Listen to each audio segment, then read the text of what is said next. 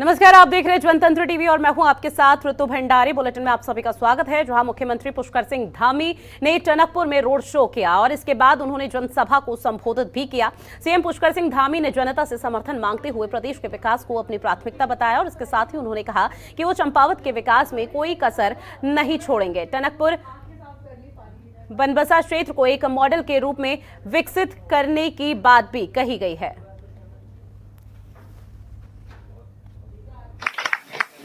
अंबेडकर नगर वालों को सबको उन्हीं के ऊपर छोड़ देना है और ये चुनाव में बहुत बोलने का कुछ नहीं है। आप लोग जानते हैं, हम लोग आज मोदी जी के नेतृत्व में जिस प्रकार से काम हो रहा है, पूरी दुनिया भारत को जिस प्रकार से आज भारत की पहचान बनी है वो किसी से छिपा हुआ नहीं है। 8 सालों में देश के अंदर जो प्रगति हुई है, जो देश का मान सम्मान और स्वाभिमान पूरी दुनिया में बढ़ा है। एक एक माँ के आंसुओं को पोंछने का काम किसी ने किया है तो हमारे देश के प्रधानमंत्री मोदी जी के नेतृत्व में काम हुआ है। आज देखिए, आप कुछ लोग आते हैं, भाषण देके चले जाते हैं। मोदी जी ने हमको इस समय वैक्सीन के समय में, जब महामारी आ गई, एक वैक्सीन मुफ्त में दी जिसकी कीमत 1700 रुपए होती है अगर बाजार से खरीदी जाए। दूसरी वैक्सीन भी मुफ्त में दी और तीसरी वैक्सीन भी अब बूस्टर डोज के रूप में मुफ्त में लगाई जा रही है। कोई भूखा न रहे। महामारी आ गई, महामारी के समय में कोई भूखा न रहे, किसी के घर में चूल्हा न बुझे। उन्होंने व्यवस्था करी कि एक मजदूर हो, छोटा काम करने वाला हो, पान वाला हो, दुकान वाला हो, छोटी जो है छोटी कोई कारोबार करने वाला हो, उसको कोई परेशानी न हो। हर किसी के लिए 5 किलो राशन प्रत्येक यूनिट के हिसाब से मुफ्त में देने का काम उत्तराखंड के अंदर 60 लाख लोगों। भूमाफिया और गैंगस्टर यशपाल तोमर के खिलाफ यूपी पुलिस ने बड़ी कार्रवाई की है। जहां इस कार्रवाई में उत्तराखंड के 3 बड़े प्रशासनिक अधिकारियों के सगे संबंधियों के नाम भी सामने आए हैं, जिसको लेकर मुख्यमंत्री पुष्कर सिंह धामी ने कहा कि ये कानूनी प्रक्रिया है और कानून अपना काम कर रही है। इसी के साथ कहा कि अगर उत्तराखंड से संबंधित कोई मामला होता है तो उस पर भी कानूनी कार्रवाई के तहत ही काम किया जाएगा।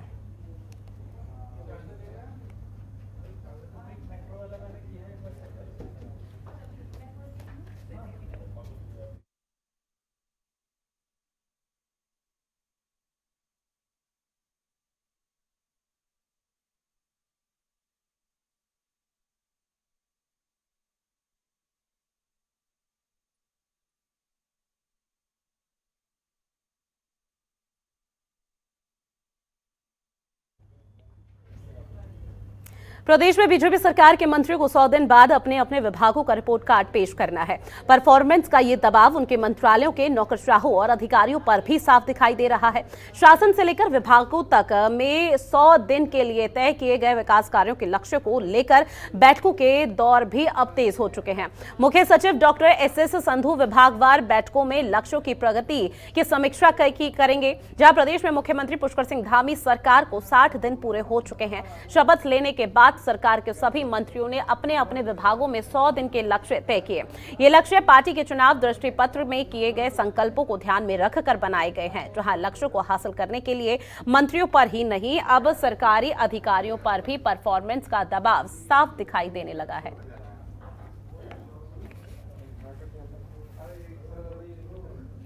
गैरसैंण विधानसभा में 7 जून से प्रस्तावित सत्र को लेकर असमंजस की स्थिति बनी हुई है। जहां सत्र के दौरान राज्यसभा चुनाव देहरादून में होने की वजह से सत्र की तारीख में बदलाव की संभावनाएं जताई जा रही हैं। उधर चारधाम यात्रा में श्रद्धालुओं की भारी भीड़ के चलते सत्र के लिए संसाधन और सुविधाएं जुटाना भी सरकार के लिए एक चुनौती माना जा रहा है। जबकि वित्त विभाग बजट की पूरी तैयारी कर चुका है और मार्च महीने में लेखानुदान लाने के बाद ही अब सरकार को वित्तीय वर्ष के लिए बजट लाना होगा। वित्त विभाग के आधिकारिक सूत्रों के मुताबिक बजट की पूरी तैयारी हो चुकी है, जहां मुख्यमंत्री पुष्कर सिंह धामी और वित्त मंत्री प्रेमचंद अग्रवाल बजट में जन सुझावों को शामिल करने के लिए गढ़वाल और कुमाऊं मंडल में हितधारकों के साथ 2 बड़ी बैठकें भी कर चुके हैं। और इन सब तैयारियों के बीच सचिव विधायी और संसदीय विभाग ने बजट सत्र करने के लिए विधानसभा सचिव को व्यवस्था करने के लिए आदेश भी जारी कर दिया है। लेकिन इन सारी कवायद के बावजूद सत्र के तय तारीख को लेकर सस्पेंस अभी भी बरकरार है।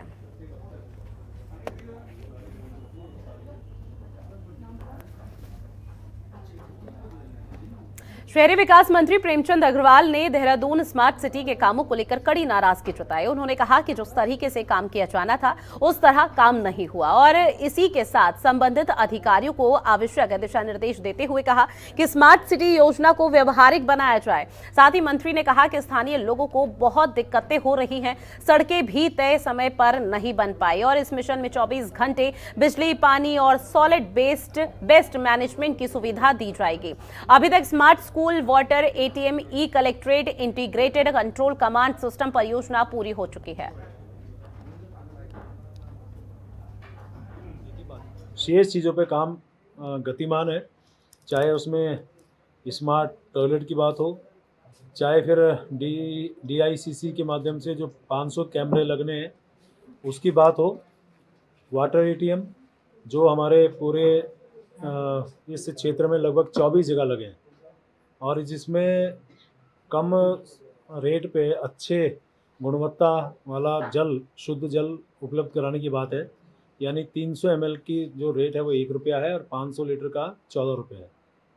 केदारनाथ धाम में सेल्फी पॉइंट बनाए जाने को लेकर विपक्ष के निशाने पर एक बार फिर से पर्यटन मंत्री सतपाल महाराज आ गए हैं। जहां बता दें कि सतपाल महाराज ने पहले साल 2020 में दिवंगत एक्टर सुशांत सिंह राजपूत के नाम पर सेल्फी पॉइंट बनाए जाने की बात को बदलकर उन्होंने देश के पहले CDS रहे बिपिन रावत को तस्वीरों वाले सेल्फी पॉइंट बनाए जाने की बात कही, जिस पर विपक्ष ने सवाल खड़े किए। कांग्रेस प्रदेश प्रवक्ता गरिमा मेहरा दसौनी ने कहा, पर्यटन मंत्री सतपाल महाराज 4 धाम यात्रा को व्यवस्थित करने के बजाय सेल्फी पॉइंट बनाने पर ध्यान लगा रहे हैं, जिससे लगता है कि मंत्री सस्ती लोकप्रियता को पाने के लिए ये सब करते नजर आ रहे हैं। ऐसा लगता है जैसे उत्तराखंड के पर्यटन मंत्री सतपाल महाराज को विवादों में रहने का कुछ खासा शौक हो गया है। इसलिए क्योंकि जब 4 धाम यात्रा गतिमान है तो उस वक्त आप जो है भविष्य की बातें कर रहे हैं कि हम 4 धाम यात्रा में जगह जगह सेल्फी पॉइंट्स बनाएंगे। आपको अब सत्ता में 6ठा साल चल रहा है और अभी तक तो आपने कुछ भी करके नहीं दिखाया और अब आप जो है या तो भूतकाल में बात करते हैं या भविष्यकाल में बात करते हैं। आपको इन विवादों में फंसने की ज़रूरत क्या थी? पहले आपने कह दिया कि सुशांत सिंह राजपूत के नाम से आप सेल्फी पॉइंट्स बनाएंगे, फिर आपने कह दिया कि नहीं आप जनरल सिंह के नाम से बनाएंगे। तो कहीं ना कहीं इसमें ऐसा लगता है कि सस्ती लोकप्रियता पाने के लिए इस तरह के शिगुफे भारतीय जनता पार्टी के मंत्री छोड़ रहे हैं। वहीं चंपावत में 31 तारीख को होने जा रहे उपचुनाव के लिए 48 घंटे पहले यानी कि 29 तारीख को प्रचार प्रसार समाप्त होने के साथ ही जिले की सीमाएं भी सील कर दी जाएंगी। मुख्य निर्वाचन अधिकारी ने बताया कि रिटर्निंग ऑफिसर को पूरी तरह से आचार संहिता के पालन करने के साथ ही मतदान के दिन वेबकास्टिंग कराने के भी निर्देश दे दिए गए हैं। इलेक्शन के लिए हमारा पूरा तैयारी है। हमारा फोर्स डिप्लॉयमेंट प्लान भी पूरा एग्जीक्यूट किया गया है और हमारा जो 50% से ज़्यादा जो हमारा बूथ है वहाँ पे सभी हम वेबकास्टिंग के लिए पूरा अरेंजमेंट कर लिया है और उसके बाद काउंटिंग का जो प्लान और उसका भी हम स्वीकृति कमीशन से ले रहे हैं। उसके बाद जो इम्पॉर्टेंट है, जो लास्ट टाइम भी हमने एग्जीक्यूट कराया था, वो पर्सन्स विद डिसेबिलिटीज़ और 80+ का जो हमारा वोटर्स है उनके लिए सभी पोस्टल बैलेट पहुंचाने के लिए वो भी कार्यवाही गतिमान है। और जो पोल डे है 31, सो पोल डे के लिए जो भी पोलिंग बूथ का जो पूरा प्रिपरेशन उसका AMF वो पूरा रिव्यू डिस्ट्रिक्ट इलेक्शन ऑफिसर के द्वारा किया गया है। पूर्व विधायक सुरेश राठौर ने मुख्यमंत्री पुष्कर सिंह धामी की जीत के लिए पूजन और यज्ञ कर रहे हैं। सुरेश राठौर ने जानकारी देते हुए बताया कि उत्तराखंड राज्य के मुख्यमंत्री पुष्कर सिंह धामी को दूसरी बार मुख्यमंत्री बनाया गया और मुख्यमंत्री पद पर रहकर वो चुनाव लड़ने जा रहे हैं। चुनाव में भारी मतों से उनकी जीत के लिए ये पूजन और यज्ञ किया जा रहा है। सर, दुनिया की सबसे बड़ी अदालत है महादेव, हर हर महादेव, महासदाशिव। हमने उनके चरणों में प्रार्थना की है कि माननीय पुष्कर सिंह धामी मुख्यमंत्री के रूप में चुनाव लड़ रहे हैं, वो भारी मतों से विजय होकर आए। इस उत्तराखंड को विकसित राज्य के रूप में एक नई योजनाओं के साथ, नए क्रियान्वयन के साथ युवाओं का, वृद्धों का, पिछड़ों का, अगड़ों का, सबका सम्मान करते हुए वो इस राज्य को नई दिशा देंगे।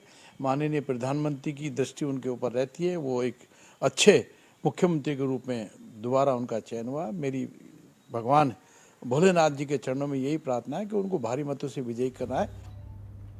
पूर्व मुख्यमंत्री त्रिवेंद्र सिंह रावत ने ज्योतिर्मठ पहुंचकर ज्योतिष पीठ के शंकराचार्य स्वामी वासुदेवानंद सरस्वती का आशीर्वाद लिया।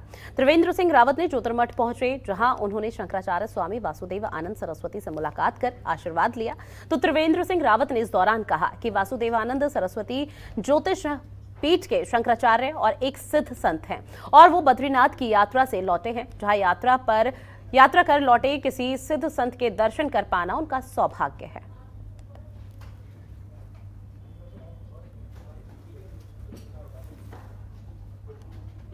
दो दिन के व्यवधान के बाद केदारनाथ और यमुनोत्री धाम की यात्रा पटरी पर लौट आई है और दोनों ही धामों में पूरे दिन श्रद्धालुओं का तांता लगा रहा। हेली सेवाएं शुरू होने से श्रद्धालुओं को अब राहत मिली है, जहां अब तक चारधाम यात्रा पर 10,14,871 यात्री पहुंचे। तो वहीं बद्रीनाथ, गंगोत्री और हेमकुंड साहिब धामों की यात्रा को लेकर भी श्रद्धालुओं का जबरदस्त उत्साह देखने को मिल रहा है।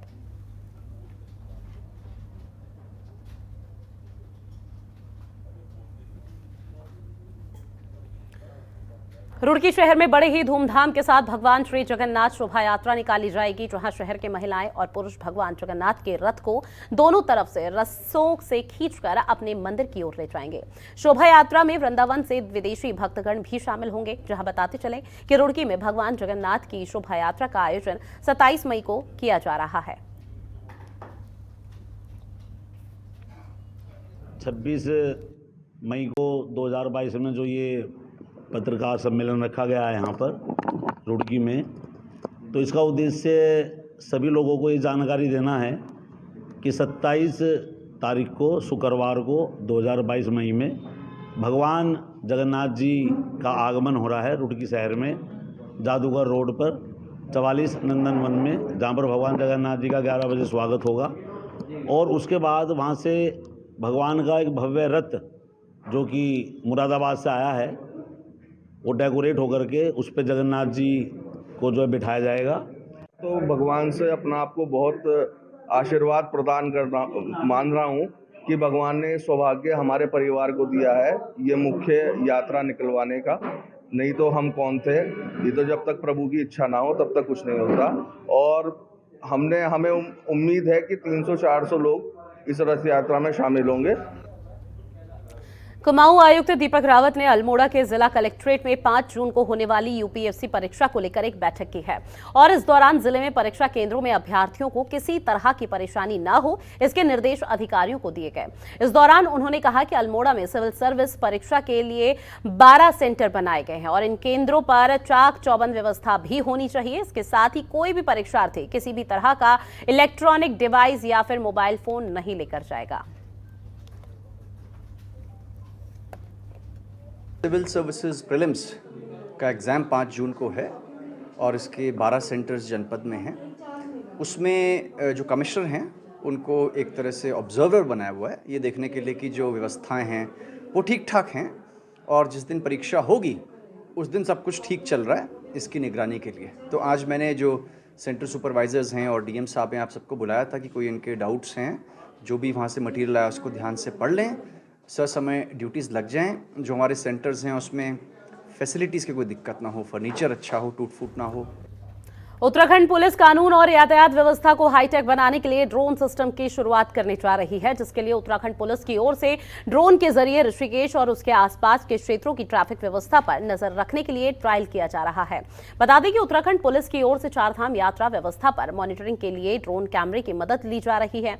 वहीं ड्रोन कैमरे को ऑपरेट करने के लिए इंजीनियरों की 4 सदस्यीय टीम को हायर किया गया है। वहीं ड्रोन के माध्यम से पुलिस के उच्च अधिकारी और संबंधित कर्मचारी यातायात व्यवस्था की मॉनिटरिंग कर सकेंगे और इसके साथ ही कोतवाली, ऋषिकेश और लक्ष्मण झूला थाना क्षेत्र की पुलिस टीम भी क्षेत्रों की यातायात व्यवस्था पर नजर बनाए रखेगी।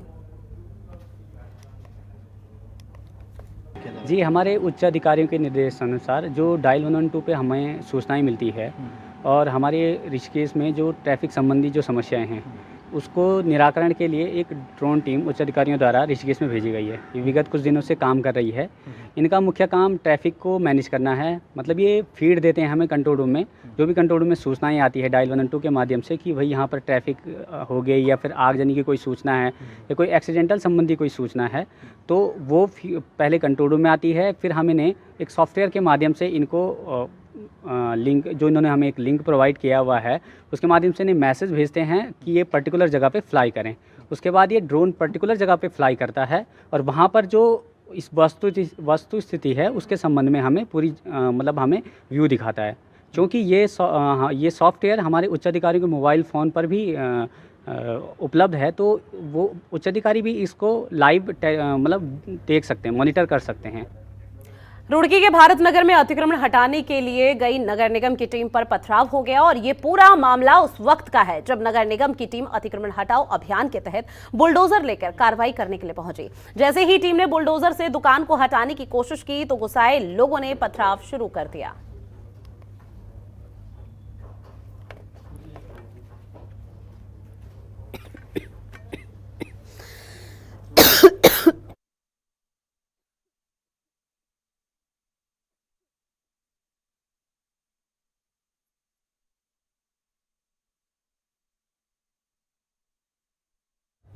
अब खबर देहरादून से है, जहां गैंगस्टर यशपाल तोमर और उत्तराखंड की ब्यूरोक्रेसी का गठजोड़ कहीं ना कहीं अब पुलिस को भी सकते में डालता हुआ दिखाई दे रहा है। बता दें कि पिछले दिनों हरिद्वार में यशपाल तोमर के खिलाफ कनखल पुलिस ने बड़ी कार्रवाई करते हुए गैंगस्टर लगाने की प्रक्रिया को अंजाम दिया था, जिसके बाद से ही यशपाल तोमर की मुश्किलें और बढ़ गई थी।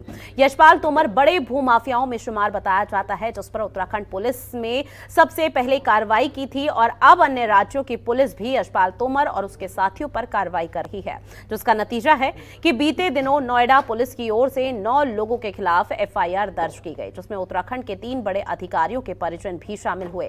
डीजीपी अशोक कुमार ने बताया कि मामले की शुरुआत करते हुए उत्तराखंड पुलिस ने बड़ी कार्रवाई की थी और अब आगे नोएडा पुलिस के द्वारा कार्रवाई की जा रही है। देखिए, जो उत्तराखंड में जो केसेस दर्ज हैं वो हरिद्वार में दर्ज है, एक थाना कनखल में है और एक जो थाना ज्वालापुर में है, जिसमें जान से मारने की धमकी देना, एक्सटोर्शन करना, उस तरह के उसमें धाराएं लगी हैं 384 वगैरह की।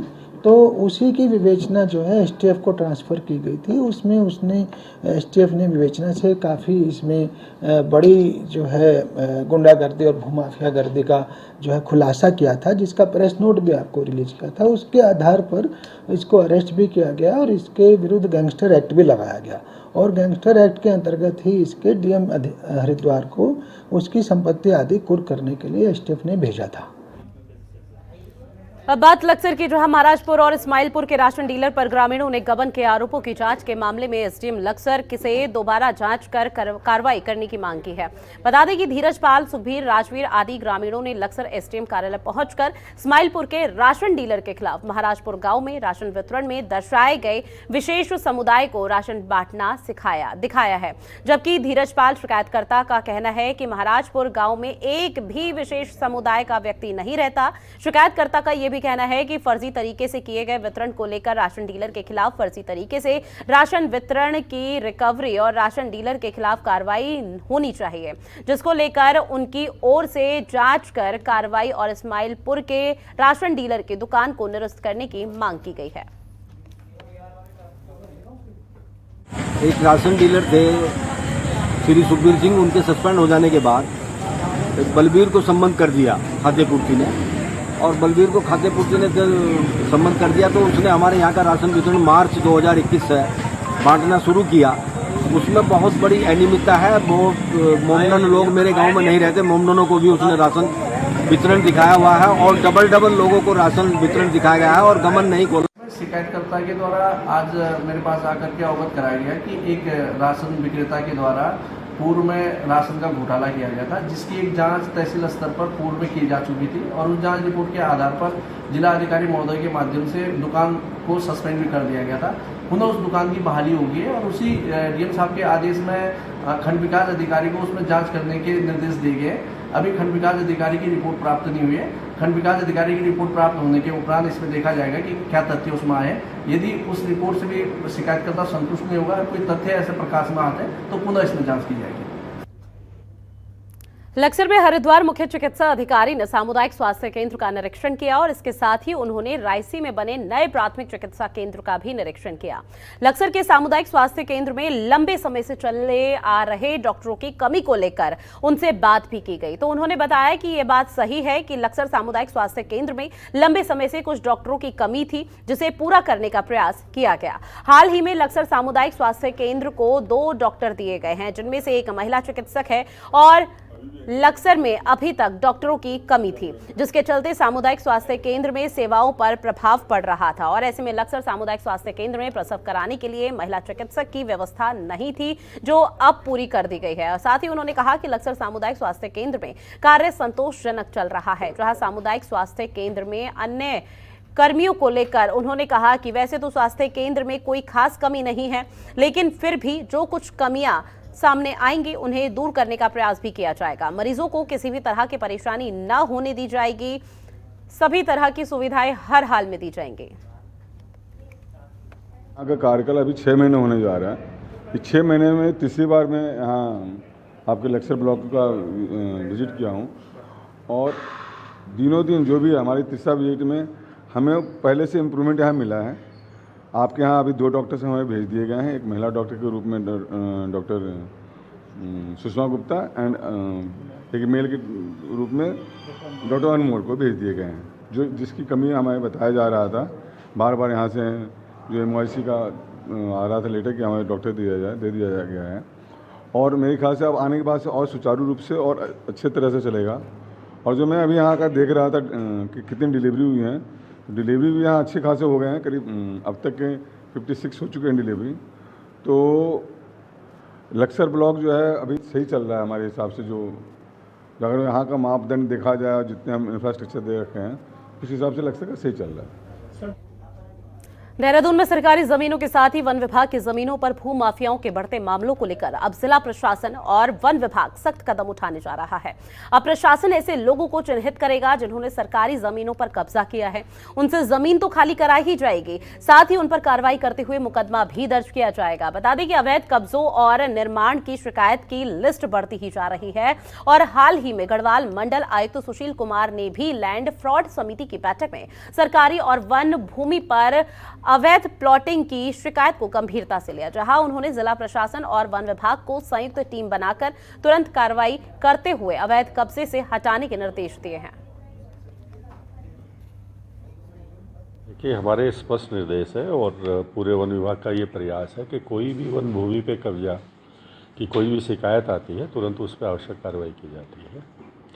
और अगर कहीं पे डिस्प्यूट है, बाउंड्री डिस्प्यूट है, तो उसमें राजस्व विभाग के साथ संयुक्त सर्वे सीमांकन करवाने के बाद जो स्थितियाँ सामने आती है उसके अनुसार कार्रवाई करते हैं। और हमारा पूरा वन विभाग इस चीज़ के लिए बहुत ही सजग है कि वन विभाग की किसी भूमि पे किसी तरह का अतिक्रमण ना होने पाए। देखिए, बीते दिनों काफ़ी कंप्लेंट्स भी आए थे सरकारी ज़मीन पे अतिक्रमण के संबंध में, तो इसमें प्रशासन काफ़ी गंभीर है और यहाँ पे SDM सदर के अगुवाई में एक टीम का भी गठन किया गया था। और ये जितने भी अवैध खोखे हैं और कुछ जगहों पे मैगी पॉइंट्स भी अवैध तरीके से बनाए गए हैं टूवर्ड्स मसूरी और थानों वाले स्ट्रेच में भी और मालदेवता वाले स्ट्रेच में भी कुछ अवैध स्ट्रक्चर्स क्रिएट किए गए हैं। उन सबको जो है नोटिस दिया गया PP एक्ट में और ध्वस्तीकरण की कार्रवाई भी अमल में लाई जाएगी। और जहाँ जहाँ कंप्लेंट्स हमारे पास आते हैं तुरंत हम तत्परता से कार्रवाई सुनिश्चित करते हैं, आगे भी कार्रवाई जारी रहेगी। अपना उत्तराखंड के बुलेटिन में फिलहाल के लिए इतना ही। आप बने रहिए जनतंत्र टीवी के साथ। नमस्कार। खबरों के निष्पक्ष विश्लेषण के लिए सब्सक्राइब करें जनतंत्र TV and press the bell icon. Never miss any update.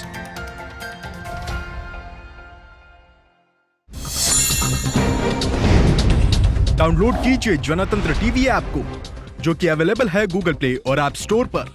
अधिक जानकारी के लिए अभी डाउनलोड करें।